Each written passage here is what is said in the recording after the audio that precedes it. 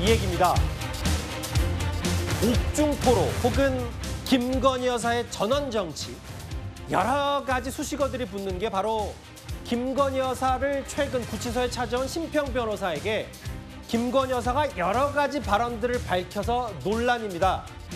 이게요, 본인 혐의에 대한 설명이나 김건희 여사가 사과는커녕 꽤 정적 발언들을 하면서 김건희 여사가 입만 열면 열수록 스스로를 더욱 궁지로 몰아넣은 거 아니냐, 이런 해석까지 나오는데요. 근데 가장 많은 뒷말을 낳았던 이 발언, 김건희 여사의 그 발언, 심평 변호사를 통해서 직접 한번 들어보겠습니다. 끊임없이 그 정부를 공격했고, 그것이 윤석열 대통령은 너무나 어렵게 했습니다. 윤 대통령이 야당에 의한 그 공격은 참을 수 있어도 여당에 의한 그 내부 공격, 그것이 너무나 힘들었다. 한동훈 전 대표가 윤석열 정부를 가장 어렵게 한, 또 그 윤석열 정부를 막바지로 몰게 넣은 가장 큰 원인을 제공한 것이라고 저는 확신합니다. 김건희 여사도 약간 그런 맥락으로 좀 얘기를 하셨다는 거죠? 그렇죠. 남편이 국회의원 한 번이라도 했으면은 그 인적인 그 네트워크가 형성되어 있어가지고 인사를 잘 할 수가 있었을 텐데, 좀 그런 점이 많이 부족했습니다. 네. 그리고 정권 초반의 인사는 돌아가신 그 장제원 의원이 있지 않습니까? 네. 그분이 거의 다 했습니다. 쭉 들어보셨죠? 저희 노은지 앵커가 반문을 합니다. 심평 변호사에게.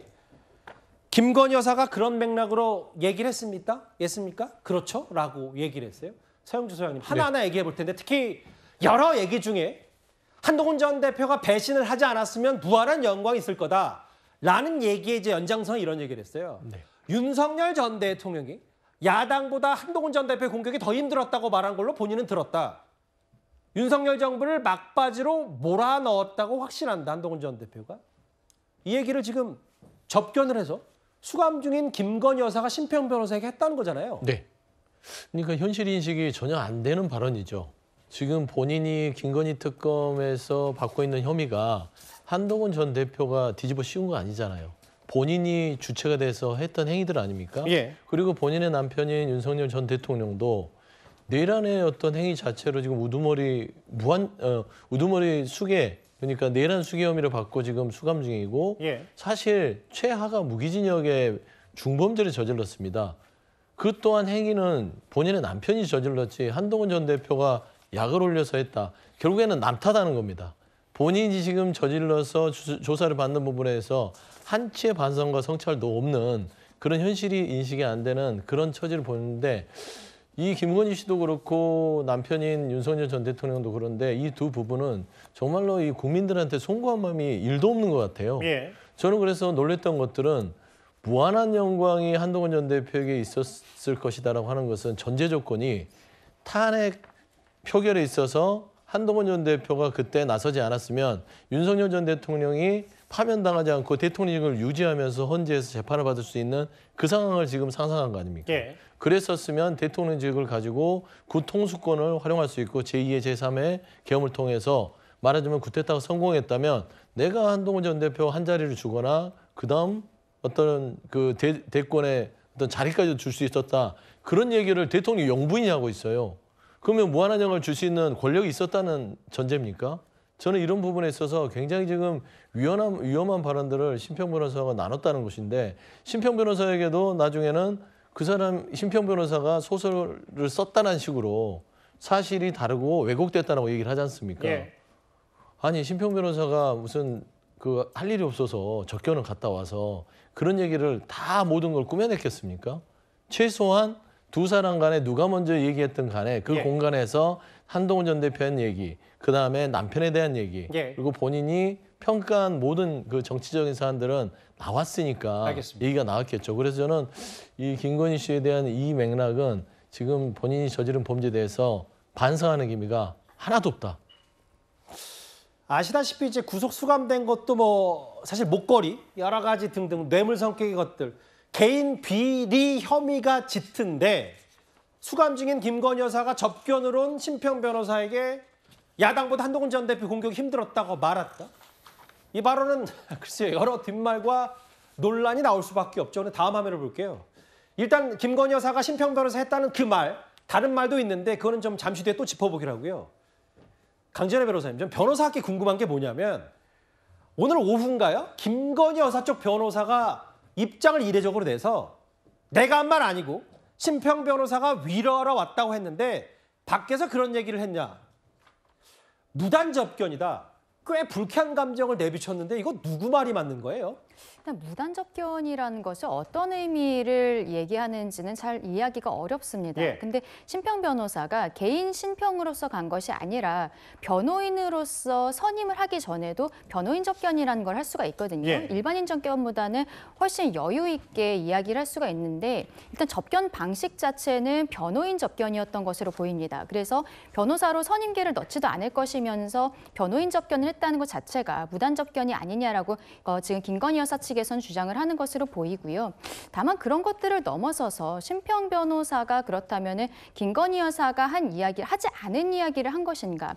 이게 녹음 같은 게 있지가 않아요. 우리가 예. 일반인 접견은 녹음이 되어 있습니다. 하지만 변호인 접견실에서 접견을 하면은 예. 전혀 녹음이 되지 않고 그리고 교도관들도 소리가 들리지 않는 곳에서 있기 때문에 여기에 대해서는 진실 공방이 있을 수밖에 없는 것이죠. 예. 결국에는 지금 심평 변호사에게 더 이상 김건희 여사가 한 이야기를 전하지 말아라라고 이야기를 하는 것으로 보이지만 예. 김건희 여사가 이미 했었다라는 이야기들을 심평 변호사가 어느 정도 언론에서 밝힌 바가 있어서 이 예. 파장은 좀 계속되지 않을까라고도 생각합니다. 강 변호사 말씀은 이제 만약에 구치소에 가면 네. 변호인이 아닌데 변호인을 접견한 건 문제가 되지만 그렇다고 무단으로 접견했다고 하기에는 어쨌든 김건희 여사가 만나서 여러 가지 얘기를 했기 때문에 네. 김건희 여사 측의 이런 법적인 해명이 뭐 100% 맞지는 않다 뭐 이렇게 받아들이면 되는 거예요? 그렇죠. 접견을 할 때는 일반인 접견과 변호인 접견은 절차 자체가 다른데요. 예. 아마도 심평 변호사는 변호인으로 선임계가 들어가지 않았기 때문에 예. 선임을 위한 접견이라고 써서 제출했을 가능성이 높습니다. 그래야 예. 변호인 접견실을 쓸 수가 있기 때문에. 예. 그런데 지금 상황을 보면은 변호인으로서 활동을 하려는 것으로 보이지는 않거든요. 예. 그런 부분에 대해서 김건희 여사 측에서 문제 제기하는 것으로 보입니다. 윤 전 대통령이 보낸 사람인 척 접견 신청을 받아냈다. 이거 아니고 무단으로 접견한 거고 내 말은 아닌데 심평 변호사 왜 그러냐라고 불쾌감을 드러냈는데 근데 이현정 의원님 네. 뭐 일단은 김건희 여사 쪽의 말이니까 잘 귀를 기울였는데 문제는요 오늘 보니까 전한길 씨도요. 전한길 씨도 보니까 심평 변호사 전화 받고 한번 방문해 주십시오라고 얘기를 한 걸 보니까 이게 지금 뭐 김건희 여사를 또 전한길 씨가 만난다는 얘기입니까? 어떻게 받아들여야 돼요? 그러니까 지금 이 김건희 씨 측이 이야기하는 무단 접견이다 한 이야기가 정말 전혀 별로 근거가 없다라는 그 증거가 또 하나 이제 나타난 거 아니겠습니까? 심평 변호사는 그 모 기자가 있습니다. 전직 기자인데 지금은 뭐 적이 없는데 그 기자가 전화를 해서 한번 만나 보시죠라고 해서 본인이 이제 신청을 했다는 거 아니겠어요? 그렇죠. 그렇다면 이게 처음부터 뭔가 좀 기획된 게 아닌가라는 저는 의심을 솔직히 삽니다. 기획이라면 어떤 의미입니까? 뭐냐면 이렇게 이 심평 변호사라는 사람이 뭘 이야기를 하면 비밀이 없는 분이잖아요. 이분은 다 이제 막 이야기를 하잖아요. 이제 그걸 빌미로 김건희 여사의 어떤 육성을 한번 들어보는 뭐 그런 것들을 좀 기획했지 않나라는 생각이 좀 들어요. 예. 그런 것들을 아마 독점적으로 이제 뭔가 이 방송을 하기 위해서 뭔가 이렇게 기획해서 면회를 한 거 아닌가라는 일단 의심이 첫 번째 드는 것이고, 자, 두 번째는 이 김건희 씨의 발언 자체가 지금 꽤 파문이 컸습니다. 그렇죠. 그러니까 전혀 반성의 여지가 없다. 아니 조사는 못 받으면서 어떻게 1시간 동안 이렇게 만나서 다 이야기하느냐. 예. 다 한동훈 전 대표에 대한 적개심 뭐 이런 것들이 있지 않습니까? 여전히 반성하고 있지 않다. 근데 딱 보니까 이게 언론에서 별로 좋지가 않은 거예요. 그러니까 걷어들이는 거죠. 자, 그러니까 이제 심평 변호사한테 책임을 다 떠넘기는 겁니다. 자, 저 사람이 무단으로 와서 남편 핑계대고 와서 이야기를 들었다. 이렇게 이제 가는 거거든요. 그러니까 말씀껏 죄송합니다만 이현정 의원 분석은 저 심평 변호사만 바보 됐다. 그러니까 왜냐하면 이제 심평 변호사가 본인이 어떤 면에서 보면 이런 이야기를 공개할 줄 알고 했는데 예. 문제는 문제가 커지니까 이제 메시지를 하는 거죠. 그리고 또 지금 국면이 국민의힘 전당대회 국면이잖아요. 그렇죠. 그럼 전당대회 국면에서 한동훈 전 대표 이야기를 부각시킴으로 인해서 누구한테 유리할까요? 그러니까 결국 저는 그것도 좀 계산에 넣지 않았을까. 그러니까 전한길 씨를 만나겠다는 것도 예. 결국은 제가 볼 때는 그런 의도가 있지 않을까라는 생각이 들어요. 뭐 전당대회 개입 아니냐 이런 의혹이요. 그렇죠. 이걸 이제 부각시켜서 전당대회의 어떤 분위기를, 왜냐하면 김건희 씨 입장에서 보면 지금 자신의 우군 자체는 결국은 전한길 씨라든지 이런 사람들밖에 없잖아요. 예. 그러니까 지금 점점 불리한 상황인데 이거를 뭔가 이용하기 위해서 또 전환기 씨도 만나겠다? 그럼 전환기 씨 만나면 뭐라고 그러겠습니까? 나와서 다 이야기할 거 아닙니까? 지금 뭐 김건희 여사가 너무 힘들고 누워있고 뭐 힘들고 이런 이야기 잘 할 거 아니에요. 예. 그러면 이게 어떻습니까? 동정심을 유발하는 거죠. 지금 본인이 이야기했듯이 남편하고 뭐 살 수 있을까요? 뭐 등등 이런 이야기들이 변호인들이 막 흘리는 거 아니겠습니까? 예. 그 의도가 뭐겠습니까? 결국은 나에게 힘들어요. 좀 봐주세요. 라는 동정심 유발 전략이 아닌가 저는 그런 생각이 듭니다. 예. 그런데 이게 변호인 측에서 심평 변호사에 대해서 문제 제기를 하는 것이 저도 예. 변호사의 한 사람으로서 생각해 보면은 예. 어느 정도 이유가 있다라고 생각합니다. 왜냐하면 변호인 측에서는 특검에 출석을 못하겠다라고 하면서 건강상의 이유를 이야기를 했거든요. 뭐 혈압도 낮고 그렇습니다. 뭐 소화도 안 되고 이런 얘기를 했었죠. 그런데 김건희 여사가 처음에 포토라인에 선 이후로는 지하 주차장으로 들어왔기 때문에 우리 국민들께서는 김건희 여사의 건강 상태가 어떤지 육안으로 보지는 못하고 계신 것이 그렇죠. 사실이거든요. 근데 심평 변호사가 한 이야기를 보면은 김건희 여사가 너무 많은 이야기들을 구체적으로 하고 있다는 거예요. 그러면 특검에 가서도 조사를 못 받을 만큼 건강이 좋지 않다라고 지금 이야기하는 것이 예. 맞는 것인가? 변호인 측에서는 본인들이 제출한 어떻게 보면은 조사를 받지 못한다는 의견서 안에 있는 내용과 상황이 좀 다르기 때문에 여기에 대해서 문제 제기를 하는 것일 수도 있겠다라고도 보입니다. 근데 이제 맞아요. 그런 게 있겠지만 지금 말했던 것처럼 심평 변호사는 지금 김건희 여사가 뼈만 남았고 앙상하고 뭐 힘이 없다라고 얘기를 또 덧붙이고 있어서 글쎄요. 근데 전환길 씨도 요청을 받았다는데 김건희 여사 접견을 그 말을 뭐 어느 정도까지 저희가 신뢰 있게 받아들일지 모르겠습니다만 일단 그 얘기가 있습니다. 심평 변호사가 한동훈 전 대표 얘기도 말고요. 사실 이런 주장도 했습니다. 오죽했으면 남편이 계엄을 했겠냐라는 표현도 있습니다. 우선 뭐 접견실에서 앉자마자 첫 일성이 내가 죽어버려야 내 남편이 살지 않겠습니까? 오죽했으면 남편이 계엄을 했겠습니까? 그런 말씀을 하신 걸로 기억합니다. 남편이 끝까지 버텨달라는 말을 꼭 좀 전해달라고 하시고 김건희 여사가 선생님 생각하기에 이재명 대통령의 가장 큰 장점이 뭐라고 생각합니까? 그래서 제가 이 대통령은 무엇보다도 사람을 키울 줄 아는 분이다. 김 여사가 하는 말씀이 동조를 하시면서 이 대통령이 사람을 키웠다. 키울 줄 아는 분이다. 이것을 남편에게 다음에 가시거든 꼭 좀 전해달라. 몇 번이나 신신당부를 합니다. 글쎄요. 이제 한동훈 전 대표 입장에서는 본인은 이제 여당을 비판하는 SNS 글들을 올리면서 나름의 정치 행보를 하고 있는데 갑자기 때 아닌 수감 중인 김건희 여사가 본인을 언급했고 마치 본인의 잘못으로 현 정권이 이렇게 됐다라고 얘기했기 때문에 SNS를 쓰지 않을 수 없었을 겁니다. 최진봉 교수님. 네. 무한한 영광을 대가로 준다고 하더라도 매간 매직 불법 개혁은 막았을 것이다. 한동훈 전 대표가 오늘 SNS에 이런 얘기를 했어요? 당연한 말이죠. 아니 생각을 해보세요. 무한한 영광이라는 게 그러면 공천 개입하고 불법적인 행동하고 뇌물 받고 뭐 의혹이긴 합니다만 아직까지 확정된 건 아니니까 그런 활동에 그냥 묵인하고 함께하고 도와주고 뒤에서 그냥 조용히 있고 아무 얘기 안 하고 그러면 무한한 영광을 주겠다는 겁니까? 예. 이게 뭐 하는 행동입니까? 대체 그러면 한 정치인, 한동훈이라는 한 정치인이 예. 그냥 내 밑에 들어와서 내가 시키는 대로 하면 내가 무한한 영광을 줄게. 그래서 거기 해야 됩니까? 그런 사람이 정치를 하면 되겠습니까 대체?